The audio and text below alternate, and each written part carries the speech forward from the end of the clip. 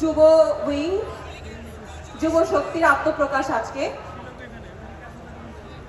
বিগত ৬-৭ মাস কেন্দ্রীয় কমিটির উত্তরাঞ্চলের সংগঠক হিসেবে দায়িত্ব পালনের পর এবার যুব শক্তিতে যুক্ত হতে চলেছি আপনাদের দোয়ায়। আমাদের যুব শক্তি এবং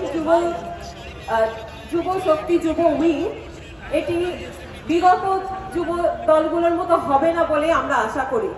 আমাদের মূল থাকবে আমাদের সততা, আমাদের সংঘবদ্ধতা, আমাদের সুশৃঙ্খলতা।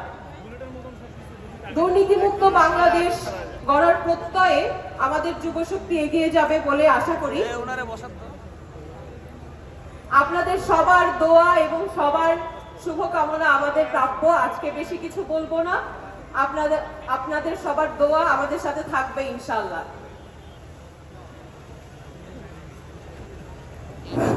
আমাদের অনুষ্ঠান স্থলে রংপুর থেকে একটি বিশাল মিছিল এই মুহূর্তে সংযুক্ত হয়েছে। আমরা তাদেরকে করতালির মাধ্যমে স্বাগত জানাই।